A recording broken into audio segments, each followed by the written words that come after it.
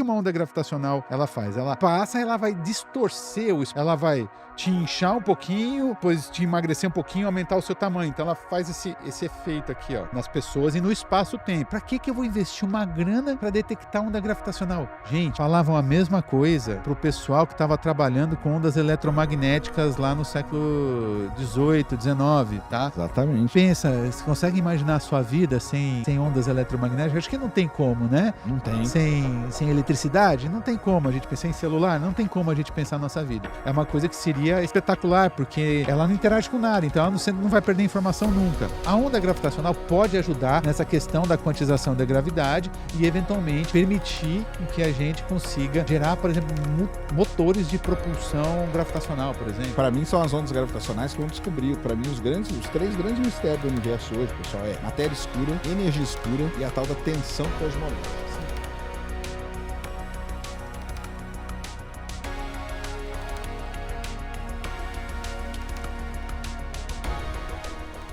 As ondas gravitacionais, elas foram previstas lá em 1900, o primeiro artigo 1915 ou 16, alguma coisa assim, enfim, acho que foi em 1915, que foi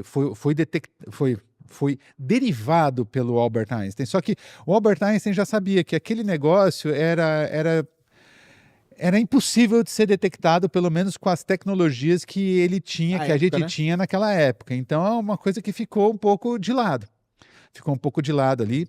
Só que aí, algumas pessoas foram trabalhando do ponto de vista teórico, e lá na década de 60 apareceu um doidão chamado Joseph Weber, que resolveu construir o primeiro detector de ondas gravitacionais. Porque, como eu falei, o que uma onda gravitacional ela faz? Ela passa e ela vai distorcer o espaço-tempo. Então, tipo, ela vai te inchar um pouquinho, depois te emagrecer um pouquinho, aumentar o seu tamanho. Então, ela faz esse efeito aqui, ó, nas pessoas e no espaço-tempo. Então, o cara pensou, né? E eu li muito o artigo dele e tal, ele pensou, bom, isso aqui quando então passa, por exemplo, por um cilindro, ele deve aumentar um pouco o tamanho do cilindro. Então ele pegou um cilindro feito com um material metálico ali, onde ele conhecia as frequências ressonantes daquele cilindro, colocou uns materiais piezoelétricos ali no cilindro para monitorar esse modo longitudinal, para deixar ele maiorzinho e menorzinho, para monitorar isso. Então ele imaginava, assim que a onda gravitacional passar, o cilindro vai aumentar, vai ativar esse piezoelétrico, que basicamente é um tipo de dispositivo que transforma sinal mecânico em sinal elétrico. Isso. E ele disse que detectou um monte. Então, obviamente não, porque precisa, cara, é uma tecnologia bizarra. Obviamente não. Só que isso fez o mundo inteiro começou a construir o seu próprio detector. Só que esses detectores desse tipo, assim, de massa ressonante, massivo, tipo cilindros. Só que aí veio o Kip Thorne e outros ali que propuseram, não, vamos construir um detector tipo interferômetro, que aí é um laser, na verdade, se der para passar, dá para colocar a imagem? Então depois coloca a imagem do LIGO aí, então vocês vão ver o quê? Você tem um laser que vai passar por um espelho e vai dividir em dois braços, cada braço tem 4 quilômetros aproximadamente, e são braços idênticos que ficam perpendiculares um ao outro. A questão é que, então eles estão lá, estáticos, tem um espelho no fim de cada braço que vai refletir a luz, então você tem o laser, passa por um espelho divisor, vai para cada braço, vai compor cada braço de cada um dos braços, eles vão ser refletidos no espelho e vão interferir e vão passar por um fotodetector. Vai ter imagem aí para vocês entenderem direitinho como que isso funciona. E basicamente o que acontece? Quando a onda gravitacional passa, ela vai mudar o tamanho desses braços. Aí. E você vai mudar, portanto, o padrão de interferência observado no fotodetector. Então, quando isso acontece, aí existem os alertas. Vai alertar, ó, pode ser um sinal de onda gravitacional aqui. E aí é todo um tipo de análise extremamente complexo, que inclusive envolve muito inteligência artificial. Muita inteligência artificial, para o pessoal entender como que é feita essa detecção. Na verdade, não é que a gente detecta. A gente faz o contrário, né? A gente faz o lance de modelar o ruído, né?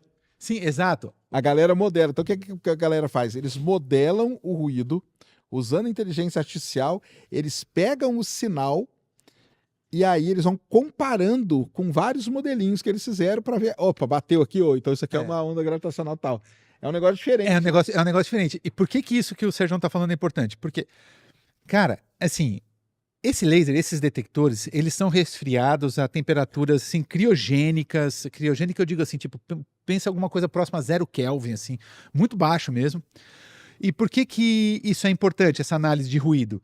Cara, a gente está falando de uma coisa que tem 10 na menos 21 metros por volta disso, por volta de 10 na menos 21 metros.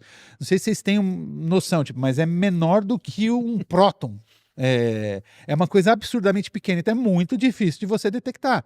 Então os ruídos atrapalham muito. Então os caras lá no Ligo, eles têm 90 canais de ruídos, 90 tipos de ruídos diferentes que eles ficam monitorando para extrair do sinal para ver se acha algum sinal que pode ser do tipo de onda gravitacional. Exatamente isso, né? Um tal de sinal coerente, né? Exatamente. Então, toda essa modelagem e essa comparação não dá para fazer no olho. Então, você faz como? Usa inteligência artificial para fazer isso. Exatamente, você Então, tem que usar a inteligência artificial vai para... fazendo, e aí quando dá um match, aí ela fala, opa, aqui tem um sinal Perfeito. que vira um candidato primeiro, depois eles vão analisar, né? Tem toda uma sequência de coisa aí. E o pessoal entender, né? Porque o pessoal fala, uma onda, né? Tudo bem, tem uma onda do mar. Só que essa aí, ela mexe quanto do sensor mesmo? 10 na menos 21 metros, uma coisa isso assim, que vai 10 na mexer. menos 20.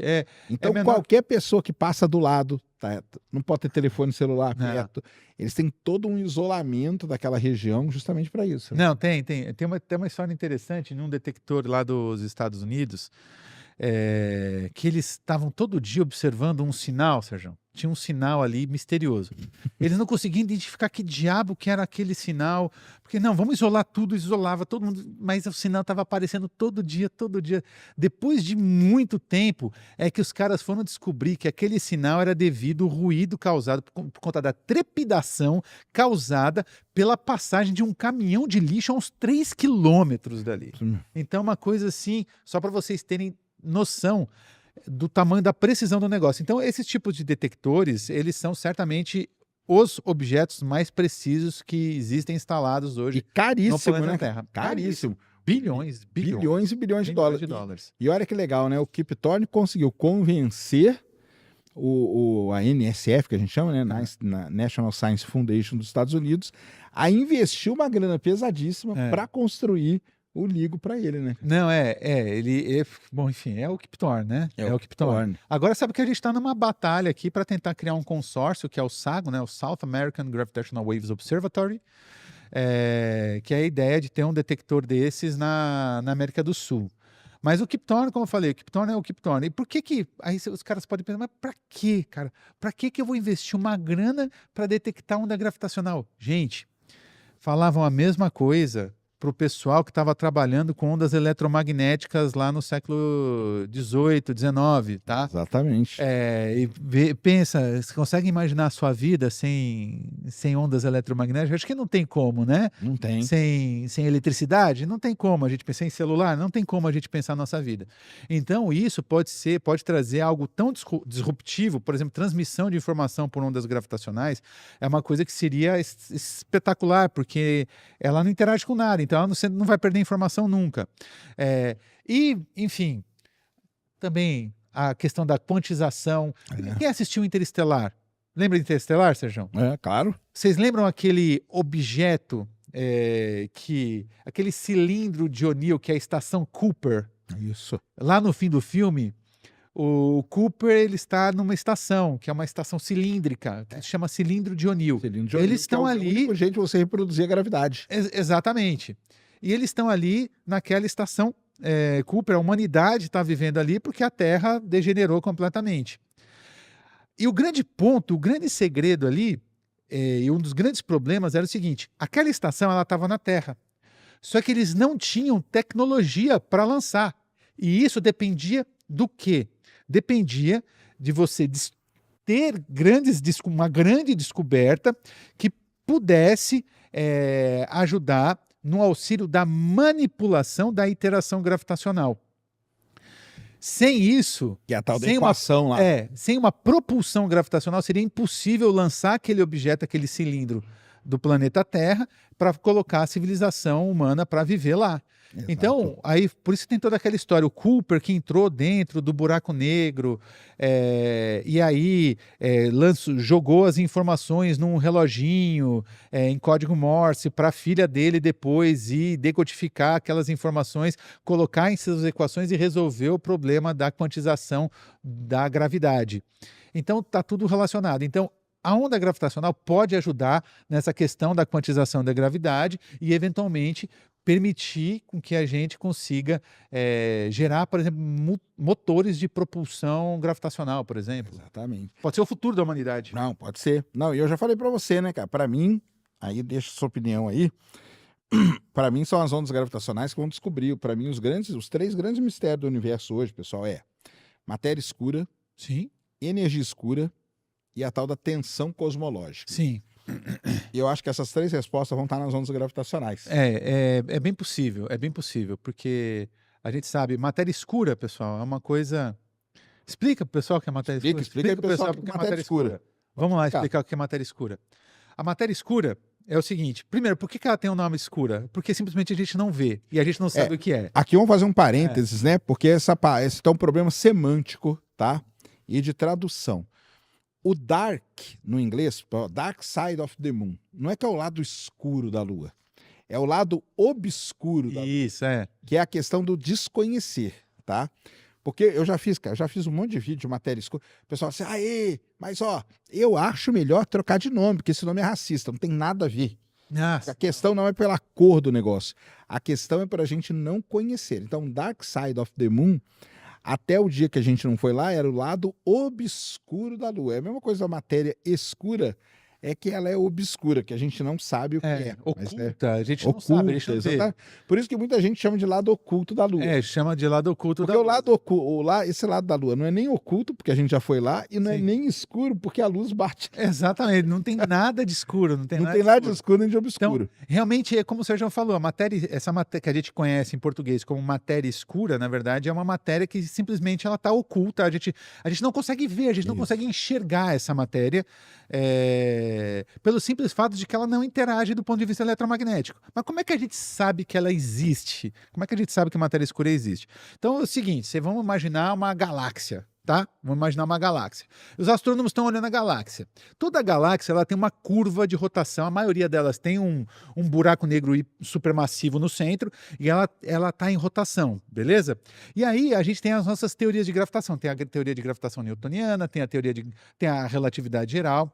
E a gente consegue fazer uma reprodução de como que deve ser, qual deve ser aproximadamente a velocidade das estrelas dependendo da distância que essas estrelas estejam com relação ao centro da galáxia, perfeito? Então você faz uma curva de velocidades dessa galáxia. O problema é que quando você vai para a teoria, seja a gravitação newtoniana, seja a relatividade geral, e você faz essa curva de velocidades das estrelas distribuídas por essa galáxia, a gente chega num resultado.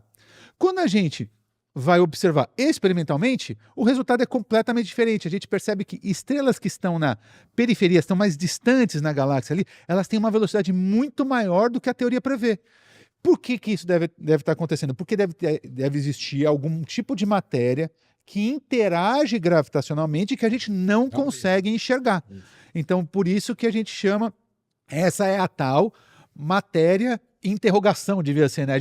A gente simplesmente não sabe o que é, a gente não viu, né? É obscura, né? Matéria obscura.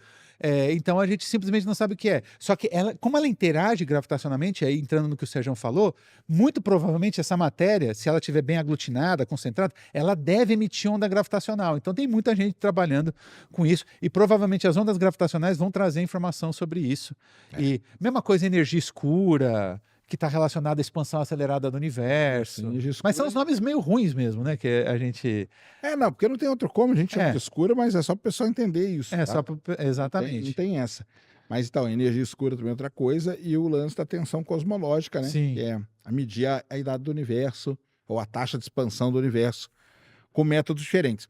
Mas como que está o lance, que igual você falou, da astrofísica multimensageira? Sim. Mas na astrofísica multimensageira eu vou ter que integrar essas informações. Como que estão os estudos nessa integração aí do eletromagnético com a onda gravitacional? Aí você bate exatamente no que eu faço. Aí. Eu trabalho justamente nessa integração de dados. Então, eu pego lá os dados desses telescópios que são eletromagnéticos, ou seja, que eles vão observar ondas eletromagnéticas, e pego os dados também de ondas gravitacionais. E a gente faz a integração, a junção disso baseado em modelos que a gente tem, tanto de física nuclear e também utilizando da relatividade geral. Na verdade, o que acontece? Eu tenho lá um modelo de física nuclear. Tá? Eu faço umas integrações e eu consigo fazer algumas previsões, dependendo do modelo, qual que vai ser a massa e o raio daquela estrela.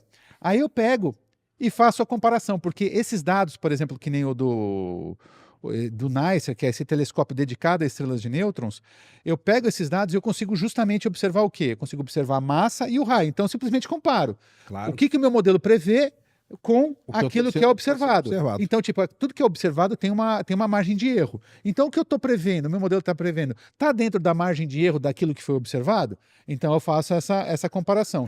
Mesma coisa as ondas gravitacionais. Eu consigo prever como que vai ser, como que é a carinha da onda gravitacional gerada por aquele evento pelo modelo. Dados os modelos que eu tenho. Então, eu consigo fazer algumas previsões sobre essa onda gravitacional, e aí, óbvio, eu vou comparar com aquilo que é observado e ver se está batendo dentro de uma margem de erro aí. É assim que a gente faz. Então, eu trabalho nessa consolidação desses dados aí.